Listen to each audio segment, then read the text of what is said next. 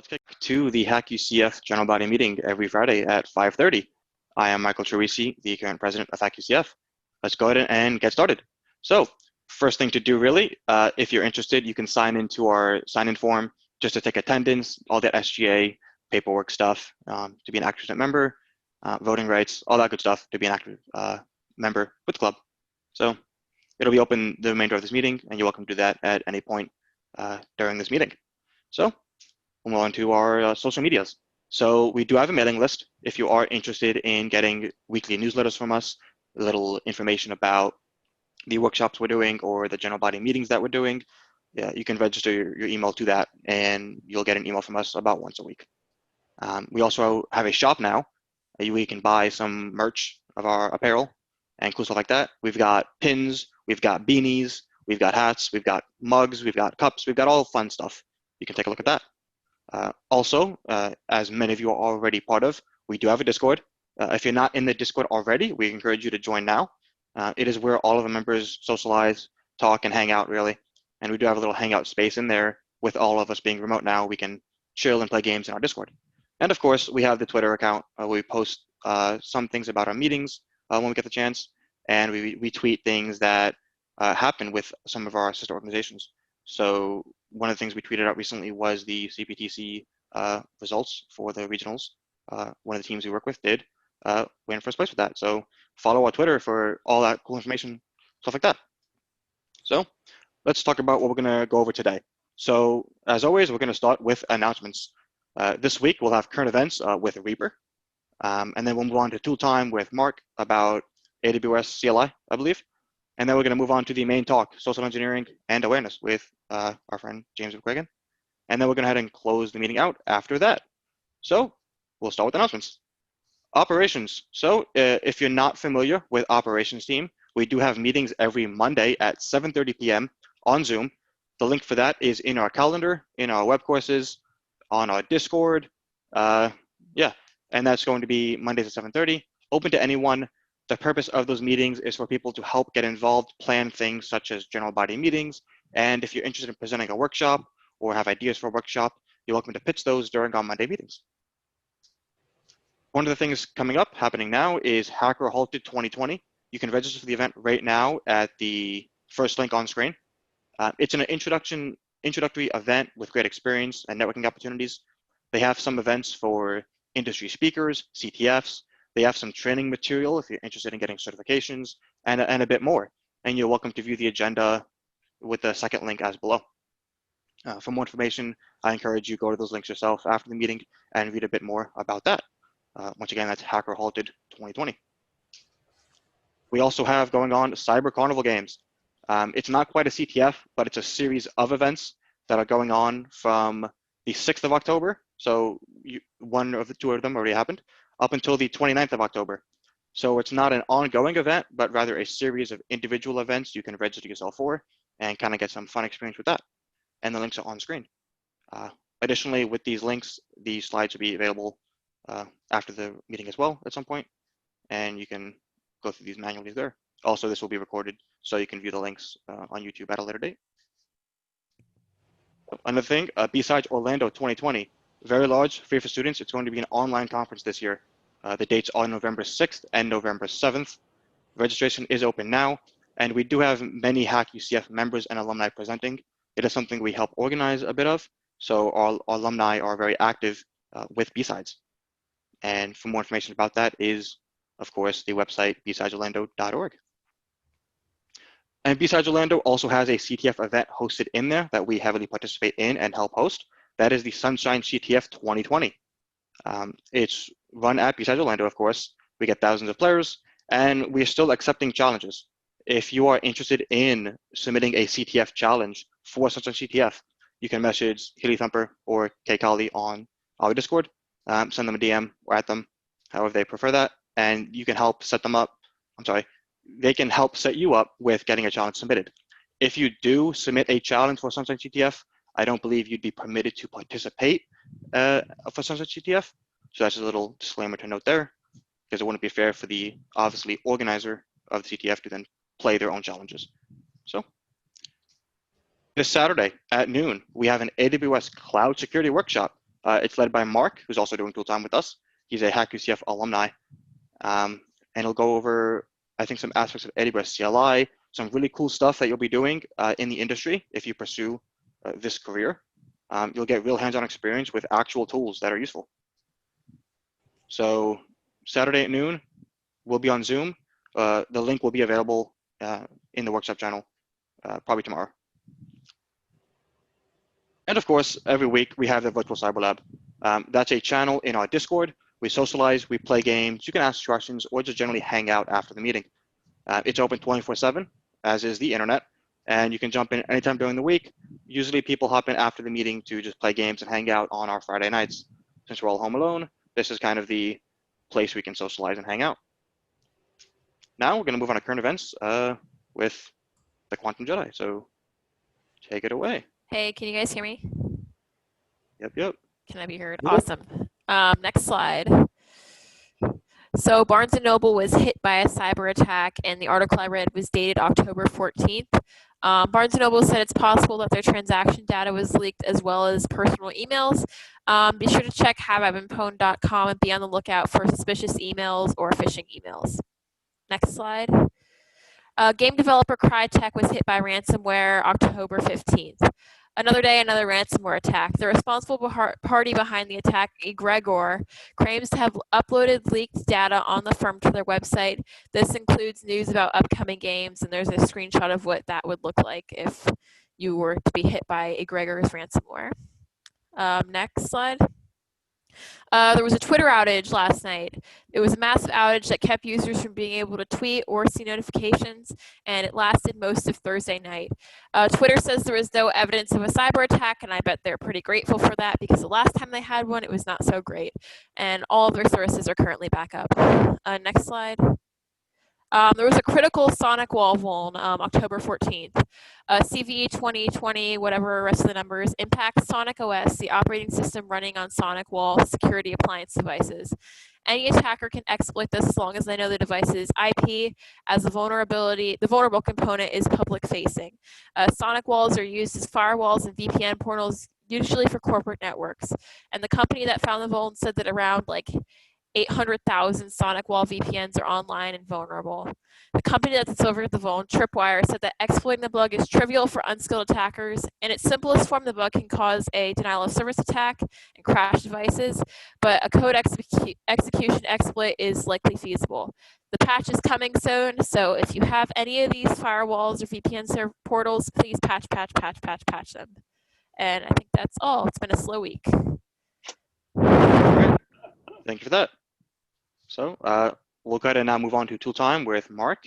Go ahead, Mark. You can share the screen. I'll make sure I'll turn mine off, and you can get ready to go with that. Yeah, give me a sec too. There we go. It's on. Look at that. I'm doing this on a laptop different than my work laptop, so I legit don't know if this is going to work. Great. Did it work? I see the terminal. Cool. Okay, so yeah, today I'm going to be talking to you all about the AWS command line interface, just so you kind of know, so that everybody's on the same page here.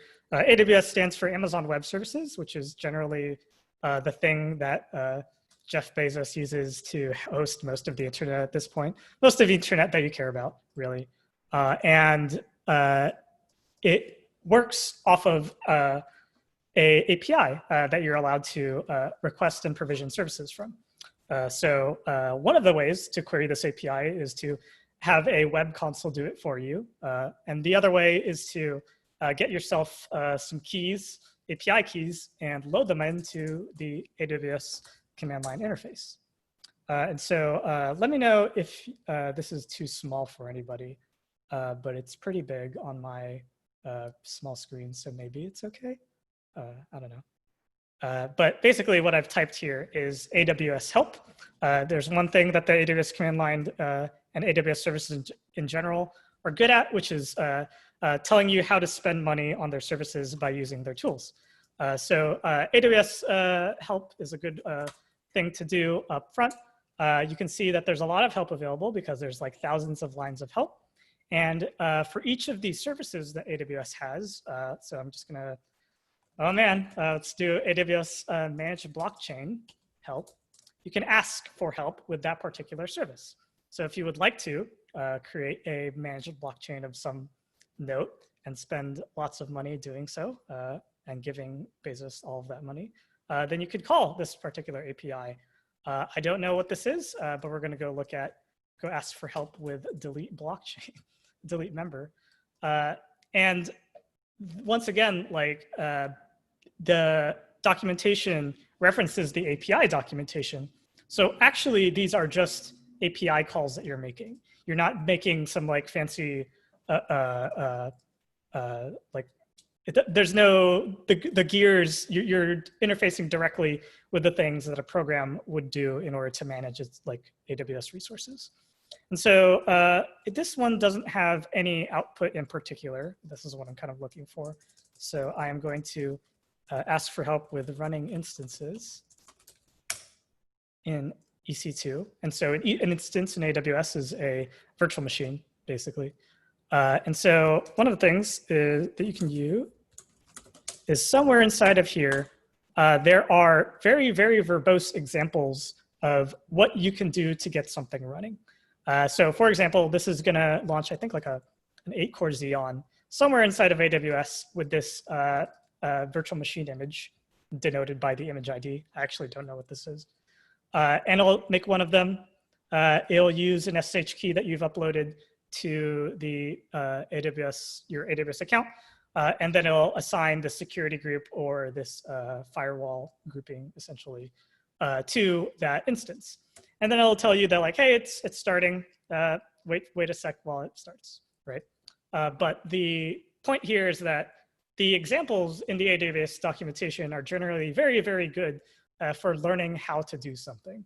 And specifically in the CLI documentation, if you have the CLI installed, it's much faster than looking up like the HTML page somewhere inside of Amazon's help documentation. So this one's pretty good for interfacing with Amazon Web Services. So lots of ways you can ask for help for the Amazon CLI.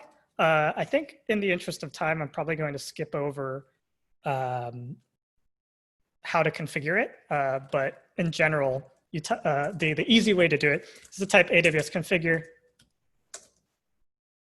And then instead of pressing enter a bunch of times, you would actually put in stuff that you need.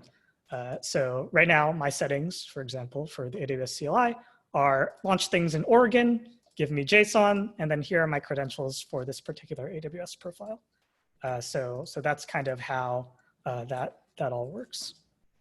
As for actual usage of it, one of the things that you can ask AWS via the CLI specifically and the API is get caller identity. This is essentially the same thing as running like who am I on a computer or PWD on Linux, which tells you where exactly you are. So let me copy paste that. So get caller identity gives you a bunch of information, but it's all packed into this particular field here, which is called the ARN, the Amazon resource name, I think. Yeah, Amazon resource name. And the ARN gives you exactly who you are, what your identity is inside of Amazon Web Services. Here, I am, as part of the IAM service, I am a thing called a user instructor. And the user instructor is very specific to AWS or to a particular AWS service. This is just a string as far as like most logs and stuff care. This isn't actually parsed out. What does matter is the permissions that are attached to whatever this long string is. So for example, the permissions attached to this one are, and I legitimately forgot the command line call for this. I think it's list user policies. I'm just going to tab complete until list policy. Yep, user policies. So another thing that you can do is press tab twice to have it try to guess what you want. And I think it's username with a dash. There you go. And then the username here is called instructor. So we'll just plop that out of here. And then we can see that there are no user policies attached to this thing. However, And this is a very specific to AWS thing. User policies cannot be part of the user, but can also be part of the, like, attached to the user. So it's not like in a hierarchy, there's the user and then there's the policy. But instead what you can do is get the policy from over here and slap it onto the user over here. There is much debate as to which one's less messy, but this is the API call that I wanted to do, not the one above it. And so you can see here that the ARN for this, and let me just get this command here for comparison. The ARN here for this is very specific and very special.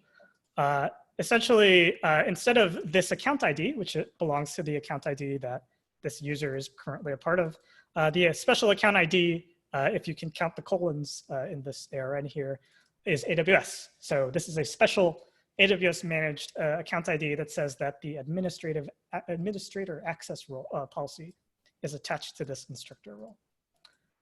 So yeah, so this is kind of like getting the different pieces of the API and piecing it together in your brain. This is kind of how it works. This is how AWS works. You declare that please make this so, and then it happens, and then you just kind of shrug and wait until it happens. Obviously, this isn't necessarily the best way to view complex stuff. So there's a lot of different tools that you can use instead of the AWS CLI, but the AWS CLI is the best way to like know exactly what you're like, put in one thing, you're gonna get the same thing out the entire time. You don't have to have like a run book based on a web console or anything. And additionally, the web console sometimes just does things on your behalf that you may not necessarily know are happening, which could be a good thing because it like gets you up and running faster. Could be a bad thing because in the course of getting you up and running faster, it also started like 5 different other things that you were told that was going to happen, but they definitely didn't emphasize that it was going to happen. So this is kind of like the AWS CLI is the most exact way that most people in like cloud infrastructure, like on a like this is the thing that they do, interface with AWS. But yeah, so that's kind of it with the demonstration here. Another thing that's very fun is that AWS STS has something called assume role, which is another API call that is used heavily inside of AWS and in order to interface with other AWS customers. And so, for example, if you're a partner with a different business or a vendor, or they're your vendor, then one of the things that you may want to do is delegate them a certain subset of access to your account, or the other way around. So like, say you're HashiCorp and you're having to distribute Vault Enterprise, and you want to not necessarily distribute AWS access keys everywhere, but instead want to allow your customers to slurp down from a private like S3 bucket the enterprise binaries for something. For something like that, you would assume role into that account, become the thing that can download the things, and then download it, and then plop it back into your own account, or pop it onto your laptop, and then put it back into your own account. So assume role is one of the big examples. Can I spell example? Can I spell example? There are no examples. What is this? If I search for, there you go, here we go. So as part of assuming the role, wow, it even has the S3 access example. I just made that up, but that's the thing. In the example here is an example of you having to specify a whole big like ARN because you can assume role into a role that's in your account that has specific permissions, or to a different account that has other specific permissions. But the one thing that you have to put there is kind of like a little string that says, this is who I am and why I'm doing this. And various tools don't use this session name at all, and instead like just auto-generate a random string to put into there. So you have to kind of be careful if this is something that your business partners rely on in a different account. So yeah, so that's kind of like a little bit of the AWS API. I was going to put in a demonstration of using a role in a different account, but that would be kind of a lot. But however, we will be doing something like that in the workshop tomorrow. So if you are interested in finagling with AWS IAM and all the other things in AWS by deploying an application into AWS and just trudging through all the errors that are going to pop up while you do it and understanding why they're happening, then feel free to come to the workshop tomorrow. So yeah, that's about it. Let me stop sharing real quick. Oh, I guess there's a little bit more time. Anybody have any questions about that real quick? If not, then I'll be in the chat. So.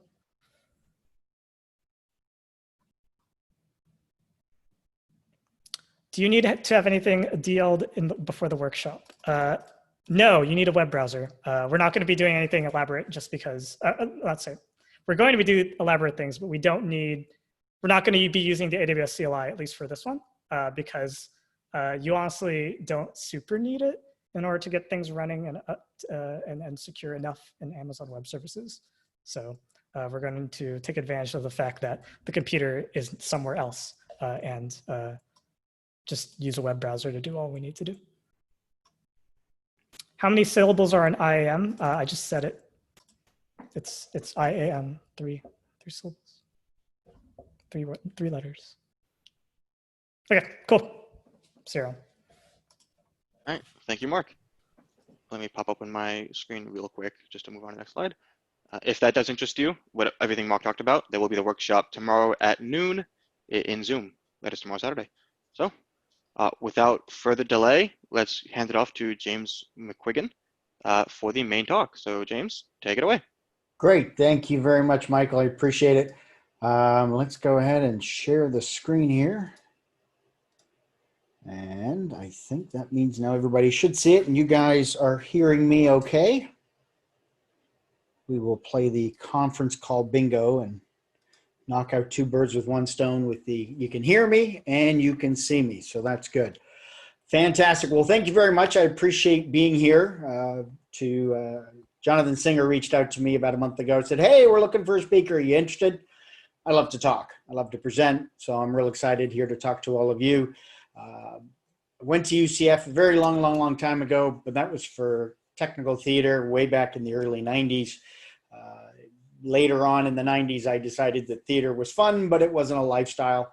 And I got back into the computers and lo and behold, 20 years later, I'm doing cybersecurity and absolutely love it.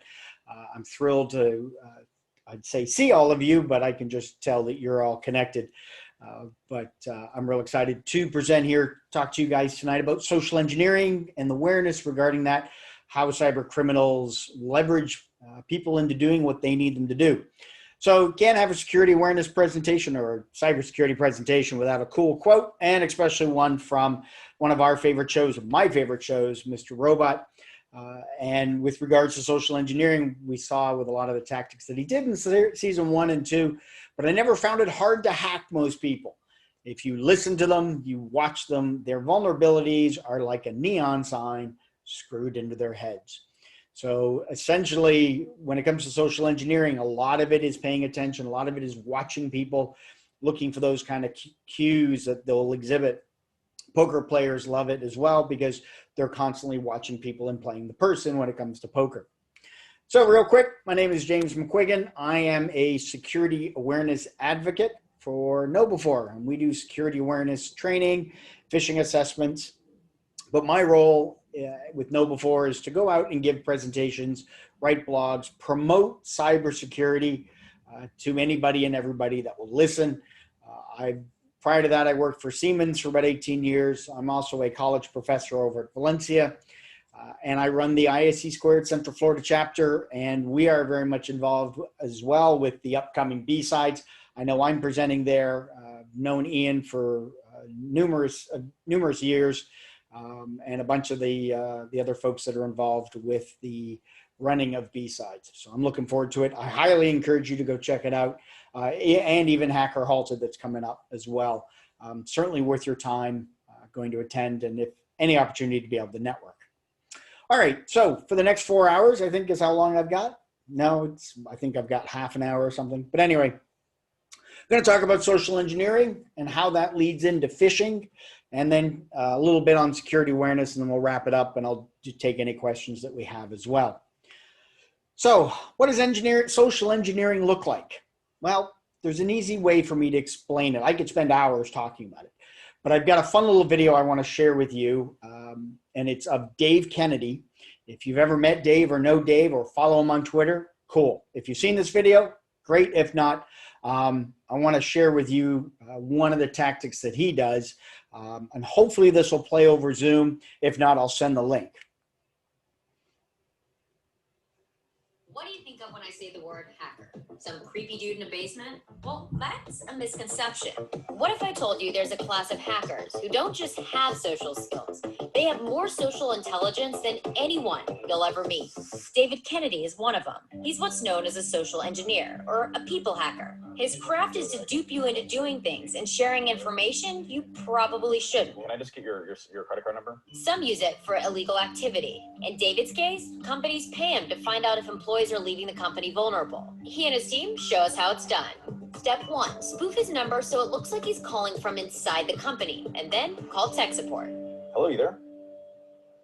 Hello? Hi, it's Ken. How may I help you? I was wondering if you can take a look at a website I'm trying to get to. It's for a big customer thing I'm working on for Monday, and I can't seem to get to the website from my computer. Sure. What's the website? I'll see if I can get to it. Thanks, man. I really appreciate the help. I mean, it could be a stupid thing. I'm really stuck with computers, but so it's www.survey. That's SURVEY -pro.com. Yeah, I got a prompt to open. I just clicked open and I'm at the site now. Here's what the IT guy doesn't realize. By clicking that link, he's just given David full access to his computer. Whoa, okay, that's weird. I just hit it and it works. It seems like it's working fine now. Awesome. I don't know what you did, man, but I really appreciate the help. Hey, no problem. That was easy. That was it? We're on this computer right now. You were able to take over this guy's computer within, I would say, like under 2 minutes. Under 2 minutes, yeah. Under 2 minutes, took over his entire computer. And think of it as not just his computer, but it's pretty much a downfall of the entire company. In this case, the company was paying David to hack them and see if their employees would fall for it. They did. To show you this demo, we agreed not to use the company's name. Kennedy hacks to protect. He's part of a growing number of hackers using this skill for good. Josh Corman's one of them too. All right, we're not going to go into Josh Corman. Good guy, Josh, but I just wanted to illustrate the point with Dave, how easy it was, pretending that he was calling from inside the company, being extremely courteous, doing a little self-deprecating, I must be done with computers, and lo and behold, got the guy at the help desk of that organization to click the link.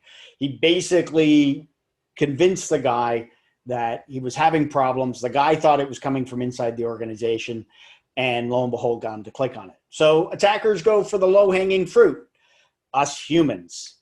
And the root of all this, kind of getting to it, is our brains, the way that people think, the psychology that's behind it. And our brain's job essentially is to filter, interpret, and present a reality for us. So perception versus reality, essentially. Perception, we see an iceberg on top of the water, but the reality is that it goes down. It's huge underneath the water, and we don't see that. A lot of the time we just see what our brain is seeing and not really what's actually under the water. So for example, here we have two people coming out of the water. The way the blue and the green is covering them up, your brain automatically went, oh my gosh, they're naked. When in fact, of course, they're wearing bathing suits. But your brain doesn't see the bathing suit because it's covered up. All you see is skin, and the brain's initial reaction is, holy crap, they're naked. So here, read this text out aloud. I'm going to guess that you've now read it. Usually, like I said, this works better when we're all in the same room. How many people read the word the once? How many people read it twice? Our brain interprets that the word the is there just once because we've heard the term a bird in the bush, when it's actually a bird in the bush. Here's another little trick. Perception versus reality. The phenomenal power of the human mind. According to research at Cambridge University, it doesn't matter in what order the letters in a word are. The only important thing is that the first and last letter be in the right place. I add into that the length of the word also plays in there as well. But your brain is reading it. It's going on autopilot because it knows what that word is based on the first and last letters, the length of it. it's able to automatically decipher and keep allowing you to keep reading it. And we always thought spelling didn't matter. Let's try another trick. Pick a card, any card that you have here, and I'm going to make it disappear. Did your card disappear? Most likely because of the fact that we started with these cards and I showed you these cards, which are same style, similar colors, different suits. That's how I made your card disappear. Essentially, there were two different decks and I was rushing you through that so that you pick your card. I showed you another deck. You didn't get a chance to study all the cards. You were working on that autopilot to pick the one card that you focused on and moved on. That autopilot, that quick thinking is what we call System 1 thinking. Now, Daniel Kahneman, who is a Nobel Prize winning economical behaviorist expert, was doing studying regarding marketing, why people bought certain things, how they ended up buying certain things over another, Coke versus Pepsi, Air Jordans versus LeBron James's shoes, whatever. I'm so disconnected when it comes to the shoes, but I would say VHS and Betamax. I'm not sure if you folks might remember that, but he was looking at how different marketing worked with different people to buy certain things. And you have System 1 and System 2 thinking. And that System 1 thinking is that reactive, fast thinking. It is error prone, but it can, like when we read the words, it can read that. That's your System 1 thinking. Your System 2 thinking was more or less the slower thinking as you would go through and work through a situation or a problem. So if I'd given you time to look at those cards, you might have been able to catch it on the second time around. It's slower, but it's more reliable. So here we go. Here's another quick example of System 1 thinking. 2 plus 2, we all know it's 4. We do, because we've been through elementary school and we know 2 plus 2 always equals 4. So if I were now to say solve for X, 5,327 divide by 86 equals, I'm going to hold it there so you don't pull out your calculators and start calculating. But essentially, you can calculate what that is, whether you want to bust out a calculator or not. But based on high school math or elementary math that we've done, we can go through and calculate it. It's just going to take us a little more time to do that. Essentially, the answer is 61.94. But we can do that System 1 and System 2 thinking. Now, the OODA Loop, if you've ever heard of the OODA Loop, it's not this, and it's certainly not this, but the OODA Loop was developed by an Air Force colonel by the name of John Boyd. And he was a dogfighter. Essentially, dogfighting skills are a big thing with the Air Force and Navy pilots. If you've ever seen the movie Top Gun, or when it was supposed to come out again this summer. But this was a model of decision-making. And essentially what he wanted to do was you go through, you observe something happening, you orient yourself with it, you make a decision, and then you act. His goal was to bypass that whole observe and act aspect. So you're observing, orienting, and deciding. That is that whole thought process. And then the final decision is act. So the ideal situation of a social engineer or cyber criminal, depending on what side of the track they play on, is they want to hijack that OODA loop. They want to create that knee-jerk reaction and have you bypass those critical thinking steps and just make that decision. So here's another way with regards to the way that OODA loop works, where the CIA Manual of Trickery and Deception, it's a real book. You can buy it on Amazon. I have the link in the deck at the end. But in this particular case, they would be doing something with their left hand, lighting a cigarette in this case, but then in the right hand, they're dropping in the poison. Same thing works with con artists, magicians. They're doing something over here, but over here, they're picking your wallet, taking your watch, doing something else. You could say the politicians do the same thing. They're being grandstanding over here while they're signing a bill, taking away benefits or whatever the case may be. Another bit of trickery here. You have a toothpaste. Your brain would see a tube of toothpaste when in fact inside is a small explosive or a charge. Same thing with a pen. You look at a pen, it looks fine, but in actuality, it has a needle inside of it. Here you have our brains working against us. You see one person upright, no problem. Another man all disheveled, slunk down. You're going to think more positively towards the one that's upright versus the one that slouches. It's the way that your brain is working. And it's how social engineering comes about and how they manipulate you, by the way that your brain perceives certain things that go on in the world. In our case, that's going to be with phishing emails, and that's the social engineering that they'll do a lot of, or vishing, or spear phishing. And we're going to dive into those here in a little bit. But they will manipulate you with a variety of emotions: greed, curiosity, fear, urgency, self-interest, or helplessness, or helpfulness. So greed, a lot of the time, that's going to be through money. They're going to be trying to, entice you with some sort of financial gain or a financial penalty, in which case that'll strike fear. If you ever get the phone calls that say, this is the US government, you haven't paid your taxes, we're sending the police to your home. Well, the US government doesn't call you to let you know they're coming to arrest you. They just show up and kick in your door and arrest you. But a lot of the different emotions that are coming off of that relate back to social engineering. They want you to take that reflex of that first action. App developers, kind of the same thing. This kind of gets into some of the programming, but the user needs where you're using social media, there may be the dark patterns or the other underlying motive there where there's interest. Facebook, when it first came out, whether you're on it or not, like it or dislike it, when it first came out, it was designed originally as a way for Mark to meet girls. But honestly, what it was connecting people together at the colleges. Then it expanded and blew up and became what it is, where it connects people all over the world.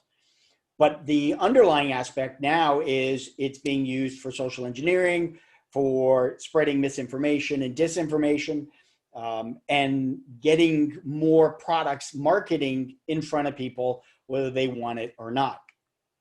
They'll also trick you into tapping. You might have a little bit of dust on that banner that pops up and you go to move it and there's no dust there. It's an actual piece of dust that's been drawn in on there. Or there's a hair on the ad.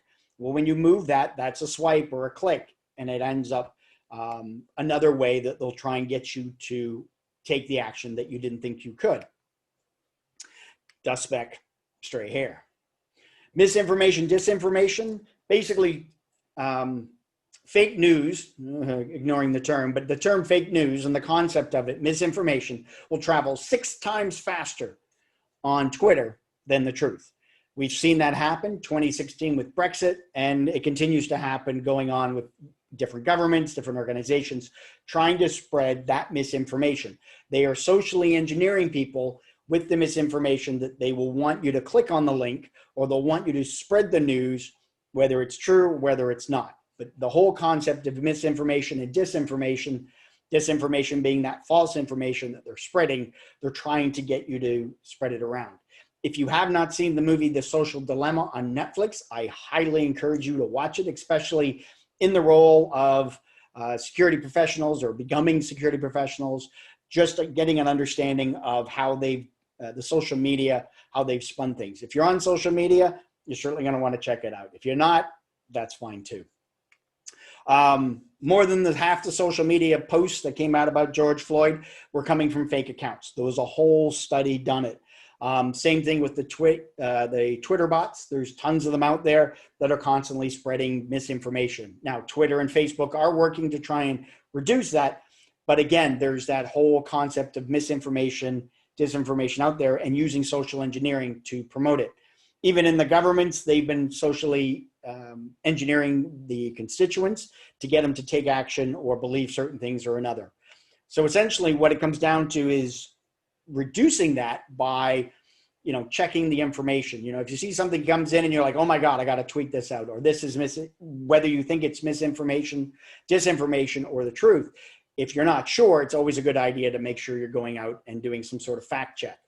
Indiana University's got a really cool set of Twitter tools that you can go through and check to see whatever you're going to be retweeting, whoever it is, with information that can go out. But they've got a really, really cool set, and I can get you guys get you all this link afterwards.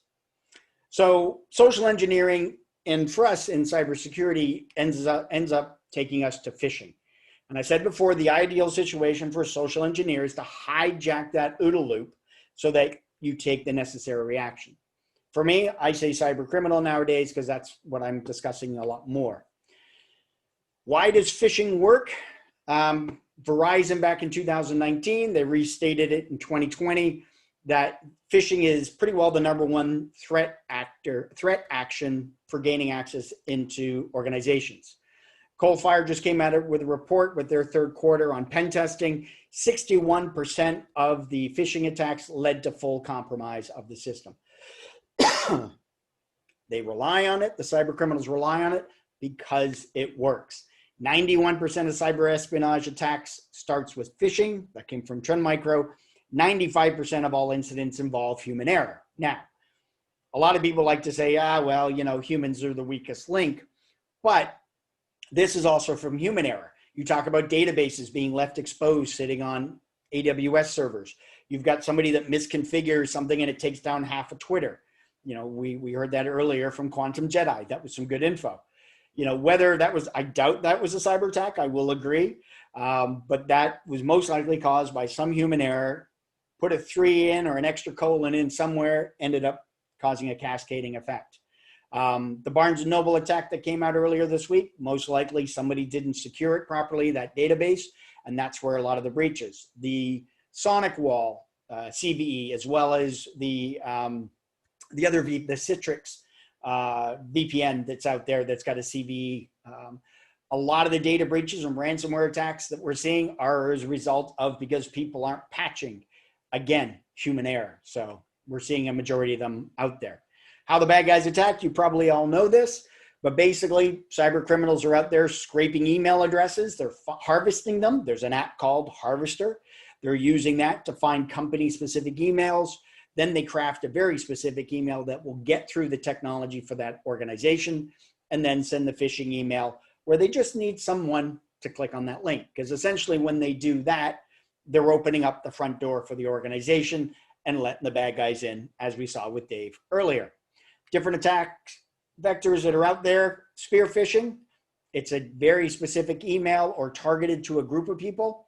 So if I wanted to spear phish the Hack UCF folks and I got a hold of a whole slew of ucf.edu email addresses, I would be sending in phishing emails, dealing with COVID, dealing with updates, going back to class. Hey, new bars opened up across the street. Come check it out. Nickel beer and 10-cent wings. I guarantee you I would get a whole bunch of students clicking on that. Maybe not the Hack UCF students, but I do phish the Valencia students that I teach. And right now I'm running at about a 20% click rate. What does that mean? 20% of my students are clicking on phishing emails. I'm doing a bad job as a professor. No, it allows me to see where some students need to be educated. There was an attack on librarian attack with regards to variety of universities. They're doing lots of research and we're getting nation state attacks coming in and getting them. And one of the biggest things that I see is there's not enough security awareness and education for the students on campus. Every student on campus, I was looking for my phone, has a smartphone, has email, but there really isn't a lot of training. There's some information given out, but I personally am not seeing a lot. And hopefully you guys can vouch that for me as well. SMS phishing or smishing, basically text-based social engineering attacks, wanting you to click on a link again. Hey, $50 gift card for Walmart. You're going to get someone that's going to click on that. And essentially what they're doing is they're trying to steal your credentials or information, or if you've got an Android, gain access to your phone.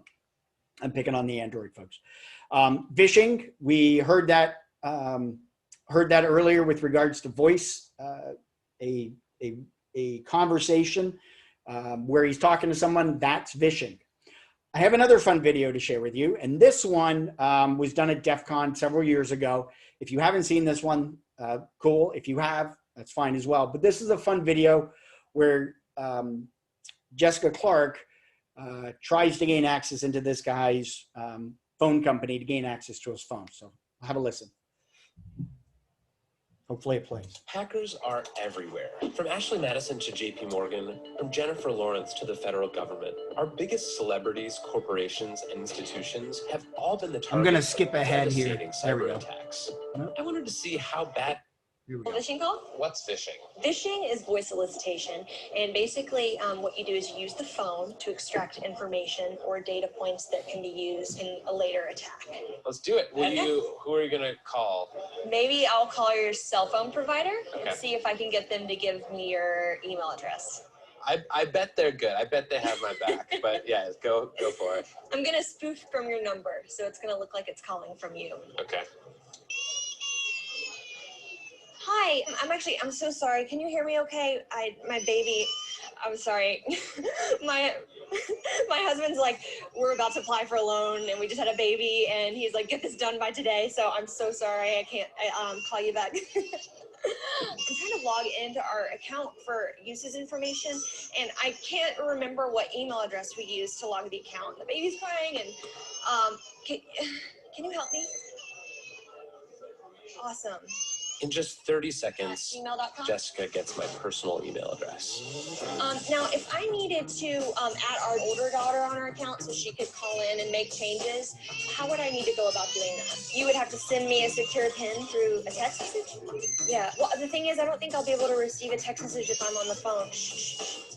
Oh, I'm not on there either? So I thought when we got married, he added me to the account. Okay, my Jessica uses my girlfriend's name and a fake social security number 5127. to set up her own personal access to my account. Wait, I'm sorry. So there's no password on my account right now? Can I set that up? She even gets the support person to change my password. Thank you so much for your help today. So she just basically blocked me out of my own account. I'll get her fed after this. All right, thank you. Holy shit. So they just gave you access to my entire cell phone account. You're gonna have to go on and change your password now because it's Jess, my name. And all it took was a crying baby and a phone call. Yes. I really thought that my cell phone company would protect me. I mean, like, this is the most basic stuff, and they're not doing it. And if they're not doing it, you know all these other businesses aren't doing it either. So, rather, if you haven't seen the video and that was your first time, or you had problems seeing it, I can send you the link. Actually, you just go to YouTube and look up social engineering, Jessica Clark, and crying baby, and you should have no problem finding it. But there, you're dealing with the whole concept of social engineering and phishing, where she's on the phone. You got a crying baby. If any of you hear a crying baby, there's a sense of uncomfort, awkwardness. She's trying to have a conversation with the person, with the phone company, and you got to know what that person on the end of the line is like going, all right, I got to get them off. Whatever they need, just, they got to shut that baby up. And the only way for them to not listen to the baby cry is to get the person off the phone, give them whatever they want. And she played that perfectly. If you notice, the other gentleman that was sitting next to her, that was Chris Hadnaggy. Chris Hadnaggy is the owner of a company called Social Engineer. And he is the keynote speaker for B-Sides Orlando this year. So hopefully you'll attend that. You'll be able to hear Chris speak. He's got tons of stories. He's been doing this 10 plus years. Fantastic guy. If you ever get the chance to meet him or go see him in real life and see one of his presentations, certainly well worth it. So using phishing, she's able to gain access, change the phone. Now, a lot of the times, I know with AT&T, I know personally with my account, there's a PIN code you've got to have. And if you don't have it, they're not supposed to let you have access at all. I haven't really tested it, so hopefully nobody has, or that they would protect me and with my cell phone, but who knows? Get a crying baby and some screaming kids and some dogs barking, maybe that might work. One of the other type of phishing is credential phishing, where again, the cyber criminals will send an email and it will be crafted a very particular way where they want you to open up a Word document and makes you think that you're going to be opening up something on your SharePoint or OneDrive. And it comes up with the login screen and you enter in your credentials so you can see this document. And lo and behold, what you end up doing is turning over your username and password to the bad guys right away. Here's an example. Campus-wide security alert. And in today's day and age, with all the craziness that goes on with active shooter and all those scenarios, you had this one group send out this phishing email that said, hey, there's been an emergency on campus. the security office has released a document, click on the link to view the document. Fear and urgency are two of the emotions that are kicking in for somebody that reads this email. And they basically click on the link and it pops up and it has their username or it has the field to enter their username and password. Their mind is racing. They're curious to know what the incident is. And they go ahead and enter their credentials. And then it pops up with a blank page. Or they've actually gotten crafty that it actually sends them to the real website where the student has to log in. They're like, what the heck? All right, whatever. They enter their credentials again. Now they get into their website and there's no document. The cyber criminals are basically getting even more crafty where, like I said, they're trying to send you back to a location that is a safe zone so that you may think, oh, that was just weird, and carry on, whether you discover any type of other document. But they're relying on, again, that fear and urgency for you to click the link. In the meantime, they've now stolen your credentials and are logging into your account or trying to sell them online. W-2 fraud, this actually happened with us inside of KnowBe4. This is another type of social engineering with regards to phishing and spear phishing. They made it appear like it was coming from Stu Showerman, our CEO. We had a new employee start working at the company and she was in the finance office. How did the criminals know this? LinkedIn. LinkedIn is a great source of wealth of information for cyber criminals to go out and look to see when somebody specifically started. This is all part of that pretexting, all part of that prep work that they're doing, gathering information. They see somebody started working at KnowBe4. Hey, cool. Let's pretend we're coming from KnowBe4. Submit the email like we're coming from Stu. And a lot of the time, it's an introductory email. They're just saying hello, asking a question, nothing with an attachment, nothing with a link. So for somebody that's had some basic security awareness, they go, oh, there's no link, there's no attachment. Okay, well, this seems okay. Well, it's part of that whole pretexting where they're going through and building up that rapport with the person and saying, hey, how's it going? Did you get the message from me? And then you reply back, go, no, I didn't. What's going on? I need you to go and get gift cards for the employees, or need you to spend the money because they're in finance.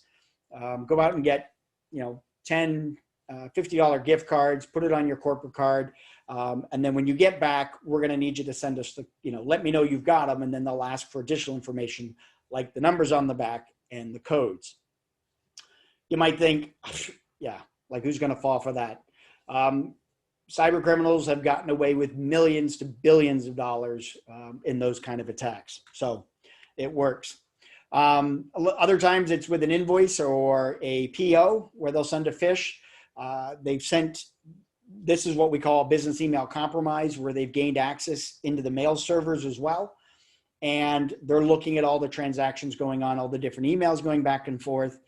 And they see this one come in, or they'll send in a PO and they'll open up, it'll be a PDF, and that'll have malicious software in it, and it gives them access in as well. Other times you see them with packages or parcel deliveries where it's like, hey, got a package coming for you. It's set to arrive tomorrow, or it's been delayed. People are receiving packages from Amazon, UPS, FedEx all the time. This is a phishing email where they're expecting people to click on a link. Maybe not everybody, but all they need is that first couple to do it. Other times with clickbait, this is similar to what I showed you before with the hair on the screen. This is where, and I've even fallen for these, where you won't believe what they caught what's that one? Oh, the cashier's doing at this supermarket. Or Florida drivers aren't aware of this new issue with insurance. You're like, holy crap. They're relying on that, again, that instinct of curiosity or fear. It's like, oh my God, what? Insurance rates are going up? I got to check this out. And they end up bouncing you around to different sites. A lot of the time they're harmless, but other times it's more of a nuisance. They're just trying to get you to click on the link so that they can get the advertising buy-in with regards to it. But sometimes it is malicious behind it. 5 things you need to know about clickbait. Number 4 will blow your mind. If that's not a clickbait link, I don't know what is, because that's pretty well the perfect one right there. So within KnowBe4, we do millions and millions of tests with thousands of over 35,000 different organizations. And we collect a lot of data on what kind of links people are clicking on. Here's one of the top one. 47% deal with, or that people have clicked on, have dealt with LinkedIn. Now, I'm on LinkedIn. I've been on it for years, but I don't have it tied to my work email address. I have LinkedIn tied to my personal email. And if you're getting LinkedIn requests coming into your school or your work email address, that should be a red flag right out of the gate, because hopefully you don't have your work or school email address tied to LinkedIn. You have your personal email address. A lot of other ones deal with social media. Hey, you've been tagged in an image. Click on the link to see what it is. And lo and behold, a lot of people click that. Top 10 general email subjects that are coming in. A lot of them deal with money. Other ones deal with COVID, where money is always the number one factor. Either affecting your pay, either affecting insurance, you losing money, you're gaining money. Those are always kind of one of the big ones that are out there. The top 5 spoofed brands that are out there: Microsoft, UPS, Amazon, Apple, Zoom. Zoom links were going out for a while that were spoofed, trying to get people to click on links, because the Zoom address is zoom.us, and a lot of folks were trying to use the zoom.com, .cn, and a lot of the other top level domains. With regards to phishing, the way a lot of people end up falling for it is usually within the first hour. Over 50%, over half the people end up clicking on in the first hour. So imagine yourself, you're sitting there coding away on something, you got your email open and you hear that ding. Woo, you've got mail.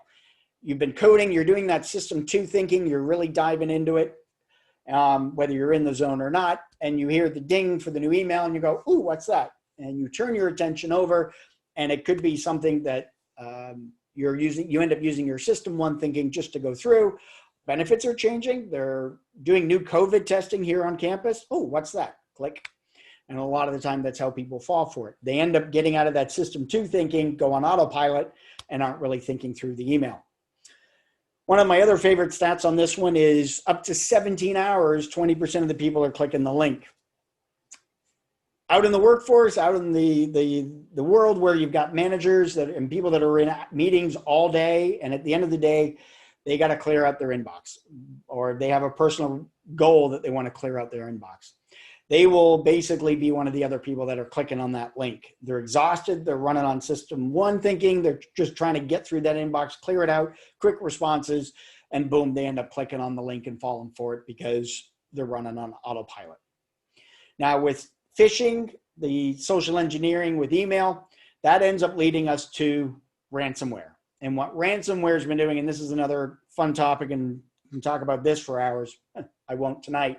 But ransomware, it's been around a long time, but it really started kicking back up again in 2016 with the use of Bitcoin and the crypto wallets, where they had some anonymity with it. But in the last year, since November of last year, they've kind of stepped up the game. It used to be kind of like a hit and run kind of thing. They'd get into your system, drop the encryption on the drive. The fix that everybody was saying for years was, hey, make sure you got backups. If you got good backups and you test them, then if you get hit with ransomware, don't worry about paying them, just recover from backup. It may take you a week, but now what they're doing is they've stepped up the game. They are getting into the system, stealing the data, and then encrypting your drive. So now you've got to pay to get your data decrypted by using the decryption key that you have to pay to get from them, or you recover from backups. You're also probably going to have to pay again to have them not release the data into the wild or auction sites. Now, a lot of the times people will think, well, what stops them from doing it anyway, even if you pay? There is honor among thieves, but essentially, if they know that if they're not giving the decryption key over or they're not keeping to their word, it's like any business. If they're not honorable to that and they do release it, then people will stop paying. 96% of the people that end up paying get their data back once they get the decryption key. FBI, cybersecurity professionals will basically tell you it's not a good idea to pay, because once the bad guys know that you're willing to pay, you'll have more people knocking down your door trying to gain access and encrypt your data or do whatever. So trying to pay isn't a good thing, but if you do pay, the criminals will give you back your data and will delete it from their servers. Maze, Doppelpaymer, Revel, they're the kind of the big ones that are out there right now, causing all the havoc and making lots of money. Right now, the average, I've got it on the next slide. I did have it. Basically, here's some fun stats regarding ransomware, the different industries. Manufacturing is kind of one of the big targets.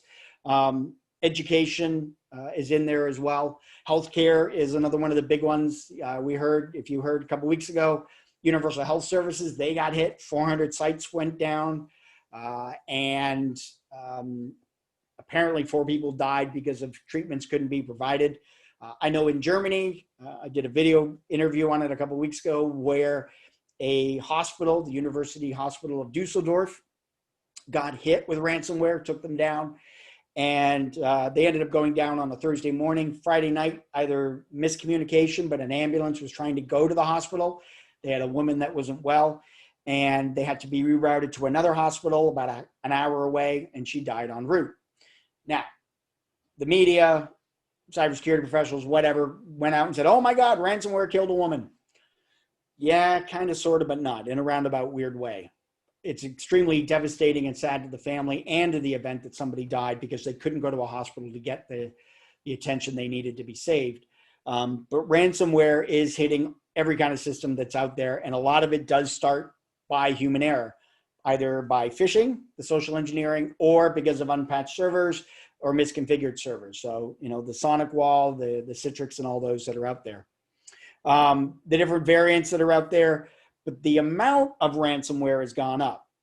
A lot of the the ransomware attacks that are coming in, they're now getting into the millions of dollars. When the cyber criminals get in, they're looking to see how much money you make as an organization, because they know who they get access to. They're looking to see how much money you make, and they're going after that profit, that bottom line. So now Maze is up there, getting up there. They're 420,000. Basically, if you get hit with ransomware as an organization, you can expect them to be down for a week, and you can expect millions of dollars to be spent to recover from it. Tens of millions of dollars, most likely. The average ransom, is sub 500,000 right about now, but it is going up. So when it comes to the social engineering, what are some of the red flags you need to pay attention to regarding phishing emails? And there's a variety of them. We have this available. But you're looking at who it's coming from. Are you expecting the email? Who's it addressed to? Is it a bunch of people, or is it just you? Having a look at the hyperlinks and making sure you always check the links. Hover the mouse over, check to see if that is a real link. Check to see if it's a weird link. And I got a slide here in just a sec on being able to determine those, because a lot of the social engineering ends up happening because of a weird URL.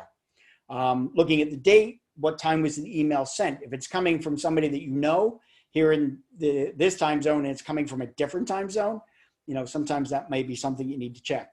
Subject matter, if there's any attachments they want you to open up, and then what the content of the email. Years ago, we used to say, if it's in bad English and there's typos, good sign it's a phishing email. They've gotten better with the typing. They've gotten better with the English. Even in foreign language, Spanish, German, they're getting better with all the different languages, being able to craft those. With regards to the rogue URLs, you want to check those links. Microsoft, here, that's not Microsoft, that's Microsoft. They transpose the O and the R. A lot of the times they'll do Google, they'll use different characters. In this case, it's an easy one. Zeros instead of the O's. Bank of America, or is it? It's Bank of Arnerica. That R in the end, very close together, it looks like an M. Wikipedia, they've used a homograph here, or homoglyph, where they've brought in a character that looks like the same character in the Latin or Western keyboard. They're using a Hebrew or Cyrillic A, which looks very similar. It's different when you have it on the website, and you can register it differently because it is a different character and recognized by the internet services. So watch for those. Now, how do you kind of increase or reduce the risk of a phishing attack? A lot of the time that's done through phishing assessments. The ones that we've done with Noble4 and ones that I'm doing with my students at Valencia, where if they haven't had any education, most likely you're looking at, around 40% 1 in every 2.5 folks that are going to click on the link without any type of training or education on the base level. When you start introducing some training, and after about 90 days and they're being aware and they're checking more, now that drops down to about 14%. After about a year, you're down to less than 5%. So it's one of those things of awareness that if you make people aware of it and you are assessing that awareness, then you can help drive that percentage down, just like with any other type of studying or any other type of awareness program that's out there. And we've seen that across the board in all different organizations. Real quick, with regarding to security awareness, when you're having security awareness programs, security awareness and secure behavior are not the same thing. A lot of time people put out these awesome training programs. People kind of go, oh, security awareness, click next, next, next, next, take the test, done. Then they forget it. That's different from your secure behavior, and you have that gap. And essentially what you have are 3 different concepts. Just because I'm aware doesn't mean I care. If you try to work against the human nature and the spirit, you're going to fail. And what your employees do is way more important than what they know by their actions. You know, when it comes to the phishing links, they're being more aware of it. They're not letting tailgaters in. They're being more aware of social engineering. Another concept is to nudge the behavior. So in this is a fun example where you had a custodian over in Germany. He was a custodian at a school. And this is to pick on the guys, sorry guys, but he would go into the bathrooms, and underneath the urinals, it was always a mess. Don't know what the boys were doing, but it was always a mess underneath the urinal. So one day he decided to paint a little fly in each of the urinals, waterproofed fly. And lo and behold, he goes back the next day to clean the bathroom, and it's cleaner underneath the urinals because he gave the boys something to aim at. He gave them that little nudge to, you know, keep it in the bowl, gentlemen. And so, you know, you always want to nudge your behaviors towards that. A little social engineering in here as well. When you're recycling, you know, what's going to the landfill, it's garbage versus the nice clean bottles. You want to recycle those. You want to get kids to eat healthy rather than have given out free cookies in Publix.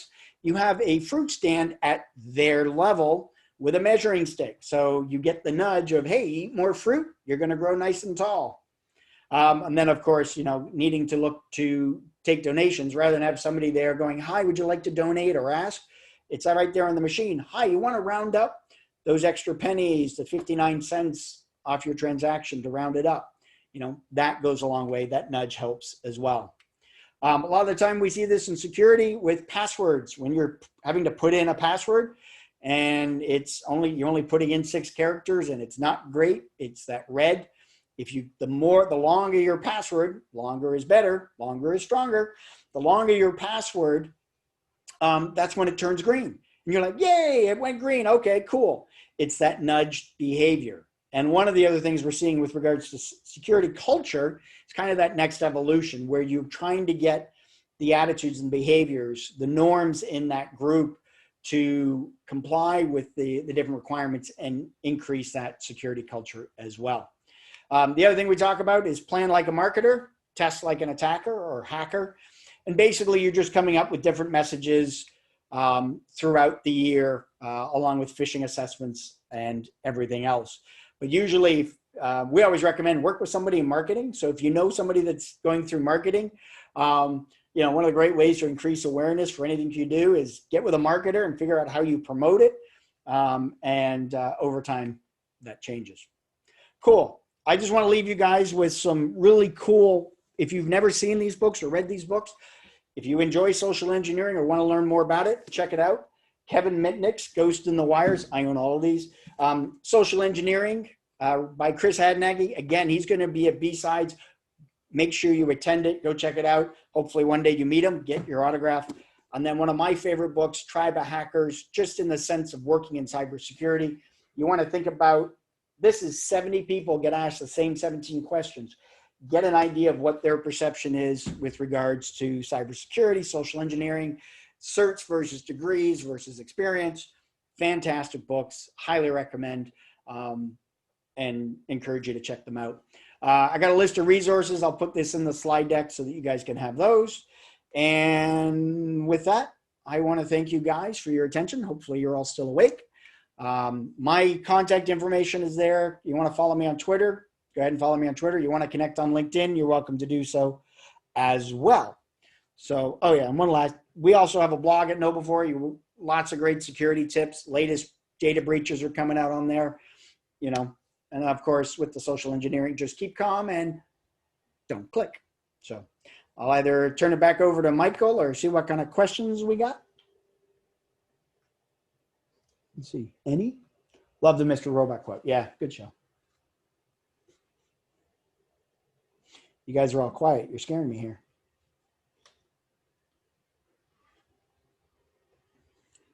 This is why I hate these virtual ones. It's great that I can reach everybody, but it sucks because I can't see anybody.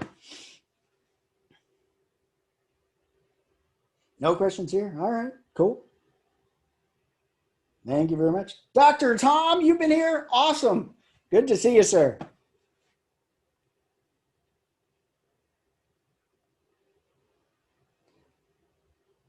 It is more of an informative thing. It's just one of the big things I promote is, hey, if I can make you aware of something that's going on, that just helps you in the long run. You know, the takeaway is go check out the books, look at the fun videos. Social engineering is a integral part when you start doing red teaming, pen testing. If you get involved in that type of aspect, being able to socially engineer, get people to do things that you need them to do, yeah, it certainly helps there. Yeah, Mitnick is half owner of Know4. He's not involved in our day-to-day operations, but he does a lot of education, a lot of information consulting for us. Stu Showerman, who is the CEO of the company, he owned the company and ended up meeting Kevin Mitnick's cousin one night at dinner, at some event dinner or whatever that he was at. And he was saying that what he did, and the cousin goes, yeah, my cousin got arrested in the 90s for hacking. And my cousin Kevin got arrested. And Stu was like, who's your cousin? She went, oh, Kevin Mitnick. And so we reached out to Kevin and said, look, I'm willing to sell you half the company or give you half the company if you come on board as our spokesperson. Lo and behold, Kevin did. Kevin still has his own consulting company that he has for doing all of his other consulting and gigs and stuff that he does. But Stu is pretty well the owner. I've had the pleasure to meet Kevin a couple of times. Very interesting guy. Yeah, so it's kind of cool in that aspect. There are social engineering competitions. Yeah, you have the social engineering CTF that they do at DEF CON. Chris will tell you more about that because he's the guy that runs it. So again, I know I've already said it, but the B-Sides Orlando is certainly worth going. I'm going to be talking about ransomware with regards to if you get hit with ransomware, what you need to do to recover as an organization. So hopefully you might see me again.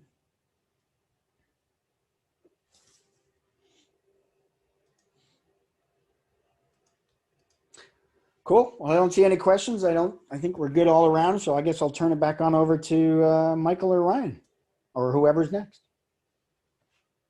All right, I'll take it from here. Thank Cool. you, James, for My pleasure.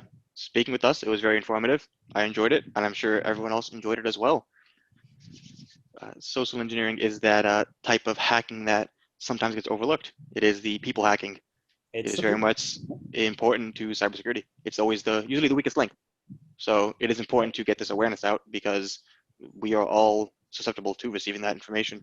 Just as students, we're in that demographic where we get those kinds of emails that you mentioned. Yep. Cool. Just gonna share my screen real quick and we'll just close this out. So let's see. There we go. Thank you everyone for coming to our meeting today. Once again, James, a final thank you for taking the time out of your day to speak with us on social engineering. My pleasure. Everyone else, you can hang out in our Discord after the meeting, or you can go ahead and cram for those midterms that are coming up next week. Your call.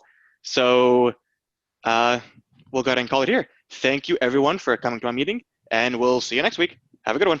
Thanks, everybody.